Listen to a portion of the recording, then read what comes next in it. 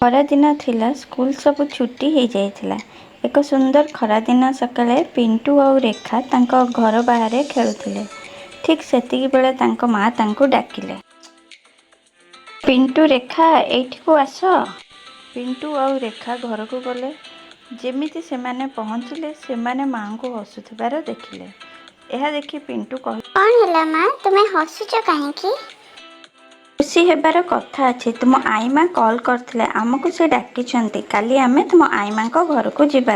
यह सुनी पिंटू और रेखा बहुत खुशी हो गले। पिंटू कहिला, चलो पैकिंग आरंभ करबा और मामू घर को जाई खूब मजा करबा।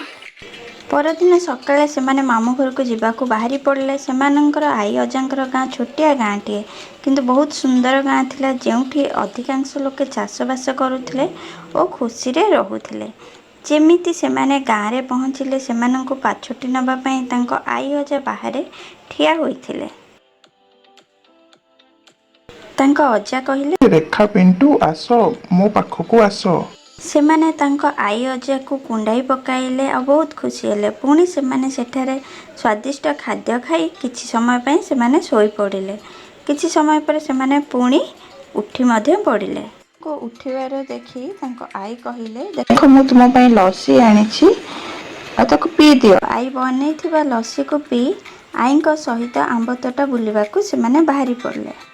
सेही आंब तोटारे दुईटी गछरे दोली लागिथिला। सेमाने दोली खेलिले और बहुत मजा कले। आईଙ୍କ सहित सेमाने कथबार्ता कले। सेठू फेरिला परे सेमाने अजांक सहित मार्केट बुलिबाकू गले और तापर संध्या हे गला।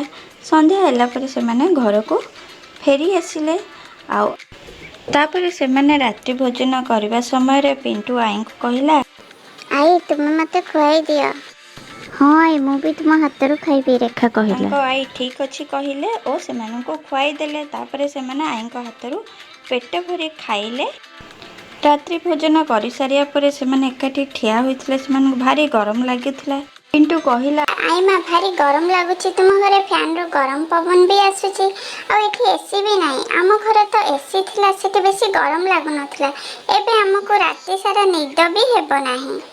यह शुणी आई अजा और अन्य माने बहुत जोरे हसिले। सेमानंको देखि रेखा और पिंटू कन्फ्यूज हो गले। तुम्हें मैंने काहे की हसुच? मु किछि भूल कहिली कि? पिंटू कहिला, ना पिंटू ना, तुमे किछि भूल कहिन। आमर गाँ तो छोटिया गाँटीए, एठी एसी केउठु आसीबो? किंतु आम पाखरे गोटे एमिथि एसी अछि जहा तुम सहर रे नथिबो। यह कहि सारी आई जाई छात ऊपर बिछଣା बिछाई शोइले।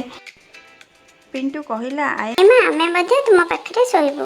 तापरे पिंटू और रेखा जाई आई माँ को पाखरे सोई पड़ले। एहीपरि सेमाने किछि दिन रही निज घर को फेरी आसिले। सांग माने तुमे मध्य ग्रीष्म छुट्टी तुम मामू घर किंवा अन्य कुआडे जाई किपरि मजा करछ निश्चय कमेंट रे जणाइब। भिडियोटी को लाइक करिवो और सांग मानको निश्चित भाव में शेयर करिवो। चैनल टी को सब्सक्राइब करने को भूलिबो नहीं और नुआ नुआ वीडियो पाया बेल बटन को क्लिक करिवो।